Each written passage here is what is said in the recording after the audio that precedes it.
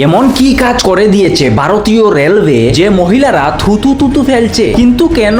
দেখো, কিছুদিন আগে একটি ভিডিও ভাইরাল হয়েছিল মুম্বাই স্টেশন থেকে, যে এই মহিলাটি নাকি কোনো টিকিট ছাড়াই ট্রেনে উঠে পড়ে। এখন তুমি ভাববে যে এটা কোনো ব্যাপার নাকি, অনেক মানুষই তো টিকিট ছাড়া উঠে পড়ে, তাতে কি আছে? কিন্তু হ্যাঁ, এটাই তো হলো আসল ব্যাপার। দেখো, মেয়েটি যখন ট্রেনে উঠে পড়ে তখন টিটিও কোথা থেকে এসে টপকে যায়। তারপর টিটির কাজ শুরু, টিকিট টিকিট। মেয়েটিকে যখন বললো টিকিট, তো মেয়েটি বললো টিকিট নেই। তখন টিটি তাকে নামিয়ে দিচ্ছিল, কিন্তু তারপরও মেয়েটি অনুরোধ করেছে যে আমাকে ট্রেনে থাকতে দিন না, আমি একা, আমার সঙ্গে কেউ নেই।